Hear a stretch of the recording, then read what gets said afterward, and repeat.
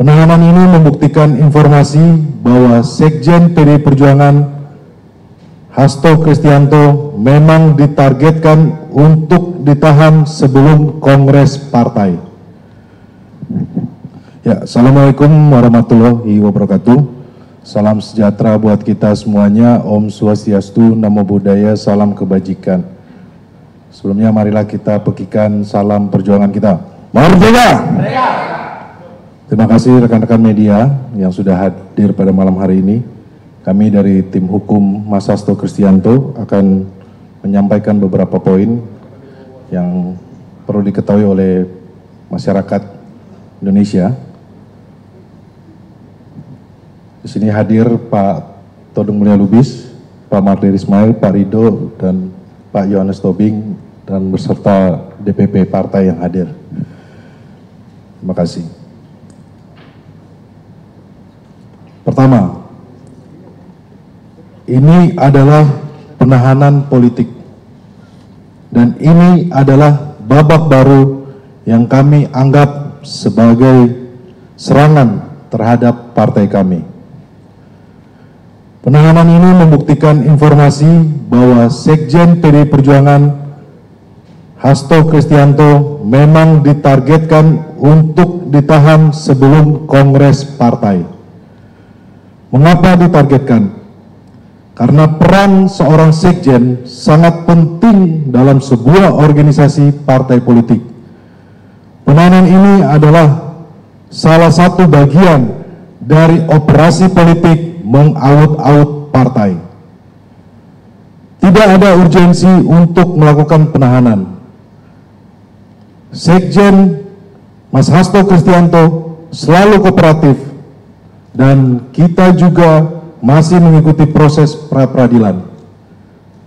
Kalau alasan untuk melarikan diri, Mas Hasto tidak akan kemana-mana dan selalu patuh dan datang setiap kali dipanggil. Sebagai sekjen partai, beliau juga sedang sibuk mengerjakan banyak agenda partai, termasuk menyiapkan kongres, jadi tidak mungkin akan lari. Terkait tindakan hukum yang dilakukan penyidik KPK dengan melakukan penahanan, kami menilai seperti yang sudah diketahui bersama, saat ini kami masih dalam proses pra-peradilan, dan dalam proses itu tersangka tidak boleh ditahan tanpa melalui hakim pra-peradilan. Penyidik KPK tidak mengindahkan proses pra-peradilan, kendati Pengadilan Negeri Jakarta Selatan telah menjadwalkan persidangan, bahkan telah menentukan hakim yang akan mengadili perkara ini. Sesuai ketentuan pasal 82 Undang-Undang Nomor 8 Tahun 1981 tentang Hukum Acara Pidana menyatakan bahwa jika dalam proses pra-peradilan hakim pra-peradilan memutuskan bahwa penahanan tersangka tidak sah, maka tersangka harus dibebaskan. Jadi dalam proses pra-peradilan tersangka tidak boleh ditahan tanpa izin dari hakim pra-peradilan. Dan jika hakim pra-peradilan memutuskan bahwa penahanan tersangka tidak sah, maka tersangka harus dibebaskan. Catatan politisasi hukum. Sejak awal kasus ini muncul, semua orang bisa melihat bagaimana pada bulan Juni 2024, pada hari yang sama, Mas Hasto dipanggil oleh Polda Metro Jaya dan KPK untuk kasus dugaan hoax dan kasus dugaan suap Harun Masiku yang sudah ingkrah. Pemanggilan ini sudah aneh dan ganjil karena muncul setelah Mas Hasto sebagai Sekjen PDI Perjuangan dalam banyak kesempatan menyampaikan sikap politik resmi PDI Perjuangan terkait kerusakan demokrasi yang dilakukan oleh pemerintah yang berkuasa saat itu, yakni Jokowi. Sejak itu, aparat penegak hukum menggunakan segala cara untuk menekan Sekjen. Babak berikutnya adalah sehari setelah dilantik, Komisioner KPK yang baru langsung menargetkan Mas Hasto dan langsung menjadikannya sebagai tersangka. Pertanyaannya, siapa di belakang ini semua? Dugaan kami kuat penahanan ini dikendalikan oleh pihak di luar KPK dengan menggunakan tangan AKBP Rosa di KPK. Dugaan ini punya dasar yang kuat mengingat Komisioner KPK sendiri ketika itu mengakui mengalami kesulitan dengan para penyidik yang memiliki loyalitas ganda. Dalam rapat kerja dengan Komisi 3 DPR RI 1 Juli 2024, Wakil Ketua KPK Alexander Marwata menyatakan kesulitan menjadi pimpinan KPK karena tidak tahu penyidik pegawai KPK loyal ke siapa. Masih ada jalur perintah atau komando dari instansi asal sehingga terjadi kepatuhan dan loyalitas ganda pada perintah pimpinan. Dan situasi ini belum berubah sampai saat ini. Perlu digarisbawahi bahwa PDI Perjuangan menginginkan KPK yang independen, profesional, dan bebas dari intervensi dari pihak manapun. Kami akan mengikuti pra-peradilan karena mekanisme pra-peradilan adalah hak hukum kami, dan Pengadilan Negeri Jakarta Selatan telah menjadwalkan sidang pada 3 Maret 2025. Kepada seluruh kader keluarga besar PDI Perjuangan, kami minta tetap tenang dan solid di bawah kepemimpinan Ketua Umum Ibu Megawati Soekarno Putri. Semua kegiatan dan aktivitas partai saat ini dipimpin langsung oleh Ketua Umum Ibu Megawati Soekarno Putri. Selanjutnya untuk pembahasan pemeriksaan hari ini akan dilanjutkan oleh Pak Ma.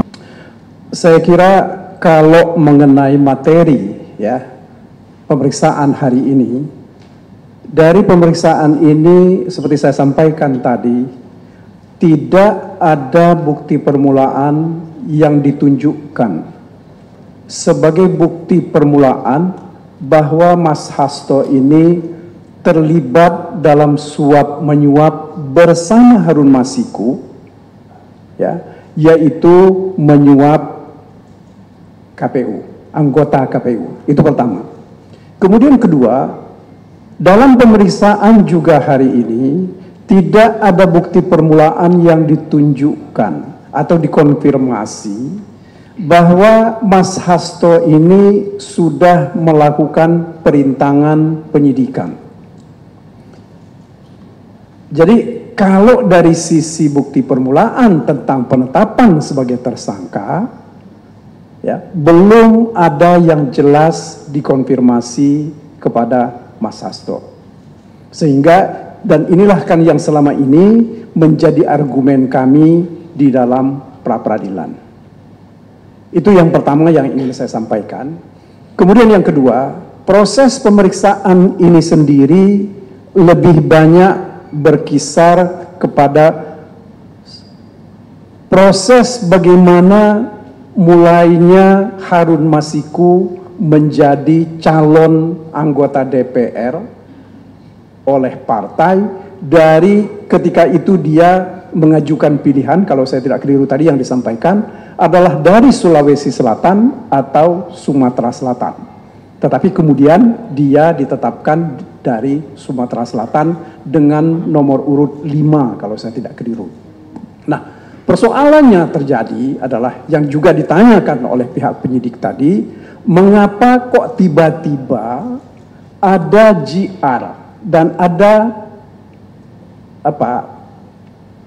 fatwa yang dikeluarkan oleh Mahkamah Agung menyangkut almarhum Pak Nazarudin Kimas yang sudah terpilih ketika itu sebagai anggota DPR. Nah, itu yang dijelaskan oleh Mas Hasto bahwa terjadinya JR dan juga permohonan fatwa itu karena tidak ada dalam aturan KPU yang menyatakan bahwa kalau ada seorang calon anggota DPR terpilih, kemudian sebelum terpilih itu dia meninggal dunia, maka persoalan suaranya itu akan diletakkan atau akan diberikan kepada siapa. Nah, inilah salah satu persoalan pokok yang ditanya kepada Mas Hasto. Nah, untuk membenarkan apa yang dilakukan oleh partai ketika itu, Mas Hasto mengatakan bahwa mereka, pimpinan partai, lalu mengajukan JR ke Mahkamah Agung. Karena tidak ada aturan, Mahkamah Agung menganggap bahwa karena orang ini dicalonkan oleh partai, seharusnya suara ini dikembalikan kepada kebijakan partai. Akan tetapi sekali lagi, ini yang tidak dilaksanakan oleh pihak KPU. Karena tidak dilaksanakan oleh pihak KPU, maka diajukan permohonan fatwa oleh partai. Dan juga kemudian partai ketika itu juga tidak mendapat respon dari pihak KPU. Nah, di dalam hal sesudah adanya JR dan sesudah adanya fatwa ini, baru partai mengajukan nama, yaitu nama Harun Masiku. Karena menurut kedua putusan Mahkamah Agung dan fatwa Mahkamah Agung itu diserahkan sepenuhnya kepada partai. Nah, itulah saudara-saudara yang ingin saya sampaikan, yang selalu dipersoalkan seolah-olah bahwa Mas Hasto ini menukangi ya proses ini supaya Harun Masiku menjadi anggota DPR dari partai PDIP dari daerah Sumatera Selatan. Tadi itu yang dijelaskan. Kemudian yang kedua, saya kira yang juga penting untuk saya sampaikan kepada saudara-saudara, bahwa penahanan terhadap Mas Hasto ini, surat perintahnya ditandatangani oleh Ketua KPK. Ya. Perlu saudara ketahui bahwa berdasarkan Undang-Undang Nomor 19, ini suratnya, Undang-Undang Nomor 19 tahun 2019, pimpinan KPK itu bukan lagi sebagai penyidik dan tidak juga menjadi penuntut umum. Sehingga menurut hemat kami, kalau kita tafsirkan bunyi dari pasal ini, pasal 21 ini, maka pimpinan KPK tidak bisa bertindak sebagai penyidik dalam hal ini. Karena yang berwenang melakukan penahanan itu adalah penyidik. Ya, jadi yang saya ingin sampaikan secara tegas bahwa surat perintah penahanan ini tidak sesuai dengan ketentuan Undang-Undang KPK. Kemudian saudara-saudara, yang perlu juga saya sampaikan bahwa dalam membaca dasar dari surat perintah ini adalah adanya laporan pengembangan penyidikan tanggal 18 Desember tahun 2024. Dan ini berarti 2 hari sesudah pimpinan KPK dilantik. Kemudian pada tanggal 23 Desember 2024 dikeluarkanlah surat perintah penyidikan. Artinya apa? Ini baru 5 hari mereka menjadi pimpinan KPK, tetapi mereka sudah menetapkan Mas Hasto sebagai tersangka untuk 2 perkara. Perkara pertama adalah perkara mengenai perintangan penyidikan, yang seperti saya sampaikan tadi tidak ada bukti permulaannya. Yang kedua adalah perkara suap, yaitu bersama-sama Harun Masiku menyuap Wahyu Setiawan, anggota KPU. Nah, kalau kita mau lihat ya, saudara-saudara, kalau kita perhatikan betul Undang-Undang Tipikor tentang suap ini, selalu di situ disebut, bisa dimaknai bahwa itu ada kesengajaan. Kesengajaan itu artinya ada orang mempunyai kehendak, mempunyai intensi untuk menyuap. Artinya dia mempunyai kepentingan. Nah, kalau kita lihat Mas Hasto, ya harus kita akui secara jujur bahwa dia tidak punya kepentingan untuk menyuap Wahyu agar supaya merekomendasikan supaya Harun Masiku menjadi anggota DPR. Satu lagi saya kira, apa yang dilakukan oleh Mas Hasto terkait dengan surat-surat keputusan atau surat-surat yang disampaikan oleh partai itu sepenuhnya menjalankan kewenangan yang diberikan atau amanat yang diberikan oleh pimpinan partai kepada beliau sebagai sekjen. Jadi sekali lagi yang saya ingin tegaskan kepada saudara-saudara bahwa Mas Hasto terkait dengan dua hal ini dia tidak mempunyai kepentingan. Dan lagi yang mesti saya jelaskan, tegaskan lagi bahwa pimpinan KPK itu tidak mempunyai kewenangan untuk melakukan penahanan. Sehingga penahanan ini menurut hemat kami dilakukan tidak menurut hukum. Saya kira itu yang bisa penjelasan yang saya sampaikan. Saya serahkan kembali kepada Roni, Bang Mulya. Banyak disampaikan oleh Bung Roni dan Bung Magdir. Hal-hal yang saya kira semua kita penting untuk mengetahuinya dan sebagian besar kita juga sudah tahu. Tapi izinkan saya menambahkan beberapa hal saja. Saya terus terang sangat-sangat terkejut ya ketika dalam tayangan televisi, karena saya tidak hadir di gedung KPK pada hari ini, melihat Sekjen PDIP Hasto Kristianto mengenakan rompi oranye dan turun tangga ke bawah. Saya bilang ini sama sekali tidak kita harapkan ya, karena proses pra-peradilan itu akan dimulai pada tanggal 3 bulan Maret ini. Kalau kemarin mahasiswa dari UI dan lain-lain mengatakan Indonesia gelap, saya kira saya ingin ya mengecho ya kembali pernyataan itu bahwa Indonesia memasuki zaman-zaman yang gelap dalam penegakan hukum ya.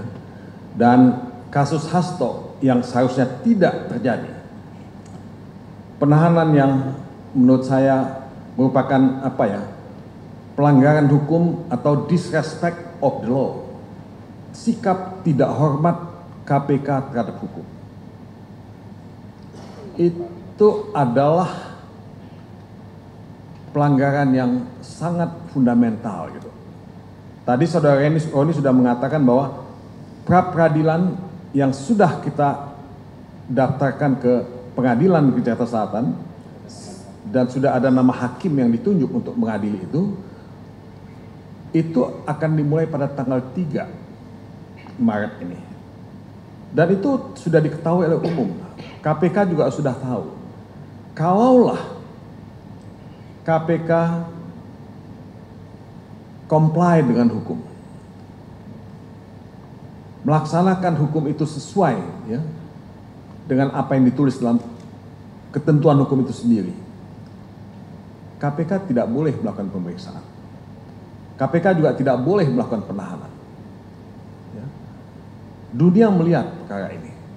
Kita semua melihat ya apa yang dilakukan oleh KPK. Jadi saudara-saudara, sikap disrespect of the law yang dilakukan oleh KPK ini tidak mendinginkan situasi, tidak membuat kita percaya pada hukum. Justru sikap disrespect of the law dari KPK ini membuat kepercayaan kita terhadap hukum dan aparat penegak hukum termasuk KPK itu jatuh ke titik nadir dan betul-betul ya memalukan kita sebagai bangsa. Jadi ini menunjukkan bahwa kalau KPK tidak tunduk pada hukum, ya, tidak ada kesimpulan lain yang bisa dibuat selain mengatakan bahwa aroma politik sangat kental pada kasus Hasto Kristianto ini. Ya. Kalau kita melihat apa yang terjadi di gedung KPK, begitu banyak aparat kepolisian yang hadir, seolah-olah ini perkara kriminal, ya, kelas kakap teroris ya. Dan menurut saya ini menunjukkan satu sikap yang berlebihan dari pihak kepolisian yang tidak perlu terjadi. Ya. Kalaulah pihak KPK lebih arif dan bijaksana, dia kan bisa menunggu 1 minggu. Proses peradilan itu sangat cepat, speedy trial 7 hari. Apa salahnya menunggu 1 minggu ketimbang melakukan pemeriksaan dan penahanan? Ya. Nah inilah saudara-saudara yang saya katakan sebagai satu sikap disrespect of the law itu. Saudara Hasto Kristianto punya hak hukum untuk melakukan upaya-upaya hukum yang tersedia dalam hal ini pra-peradilan. Dan itu dia lakukan. Dia comply dengan hukum. Tetapi yang tidak comply terhadap hukum itu adalah KPK. Ya. Nah kalau saya mengajukan pertanyaan yang sifatnya hipotetis, ya, hypothetical, bagaimana nanti kalau putusan pra-peradilan itu mengabulkan permohonan kami? Karena pra-peradilan itu kan adalah tempat kita untuk menguji, mentes keabsahan penetapan tersangka yang dilakukan oleh KPK. Ketika pra-peradilan memutuskan, ya, menerima permohonan pra-peradilan kami, kan itu berarti penetapan tersangka itu tidak sah. Nah hal-hal semacam ini kalau terjadi, kan KPK mempermalukan dirinya sendiri. Ini yang saya kira sih bisa kita lihat ya sebagai sikap tidak, ya, arif dan bijaksana, sikap disrespect for the law yang dilakukan oleh KPK ini. Jadi saudara-saudara, tidak salah kalau banyak yang mengatakan bahwa politisasi dalam kasus Hasto ini sangat kasat mata dan sangat berlebihan. Dan ini sudah menjadi sasaran tembak. Ya. Jadi menurut saya ini bukan pendidikan hukum yang baik ya buat kita sebagai bangsa. Ini justru akan menimbulkan atau meningkatkan suhu politik ya yang seharusnya bisa kita hindarkan. Nah, inilah contoh dari sikap tidak dewasa, immature dari pihak KPK yang ingin menunjukkan bahwa dia punya kekuasaan. Jadi arogansi kekuasaan itulah yang kita lihat dan dipertontonkan oleh KPK pada hari ini. Nah ini bukan satu iklan yang bagus buat Indonesia sebagai negara hukum. Mudah-mudahan ya kita bisa memenangkan pra-peradilan ya, karena kita yakin dan aku yakin bahwa tidak ada dasar hukum untuk menetapkan saudara Hasto sebagai tersangka. Mungkin itu saja sebagai tambahan dari saya. Terima kasih. Politik ya. Jadi menyangkut tadi 3 pertanyaan saya jawab satu. Sehubungan dengan masalah sekjen hari ini, maka Ibu Ketua Umum tidak menunjukkan PLT sekjen. Komando dikendalikan langsung oleh Ketua Umum Megawati Soekarno Putri. Ya. Bisa? Sudah menjawab 3 ya. Dan sebelum saya akhiri, karena saya kira sudah cukup ya Pak Ron ya. Sebelum saya akhiri, termasuk tadi keterangan fraksi, semua harus tunggu komando dari Ketua Umum Megawati Soekarno Putri. Karena fraksi itu adalah perpanjangan tangan dari DPP partai. Sebelum saya akhiri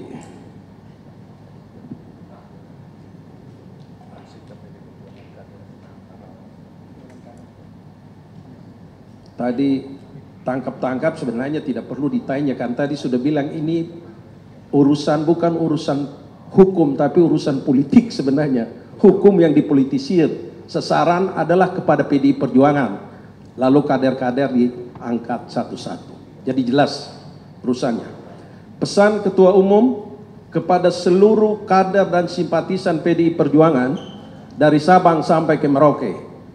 1, PDI Perjuangan sudah terbiasa menghadapi tekanan, tetapi tetap kami punya napas yang panjang. 2, jaringan PDI Perjuangan diminta tetap tenang, tetap bersiap siaga untuk menghadapi situasi yang terburuk. 3, sehubungan dengan itu, Ketua Umum mengambil alih komando dan tidak menunjuk PLT Sekjen. Terima kasih. Ada Adian ganteng sebelah. Kita ini dalam keadaan siaga diam karena perintahnya semua kader simpatisan tidak boleh ngomong hal ini. Kita harus menunggu komando. Ya, sekaligus ini jadi pengumuman buat seluruh kader dan simpatisan PDI Perjuangan. Semua tetap dalam keadaan siaga menunggu satu komando dari Ketua Umum PDI Perjuangan.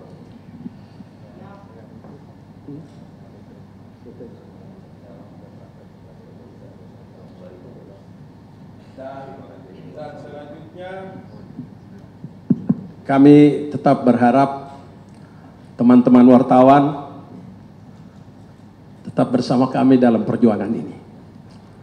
Ini adalah perjuangan demokrasi bagi Indonesia, keadilan bagi Indonesia. Mari kita berjuang sama-sama. Kalau sekarang perjuangan kita belum berhasil, anak cucumu akan menikmati hasil itu. Terima kasih, selamat malam. Wassalamualaikum warahmatullahi wabarakatuh.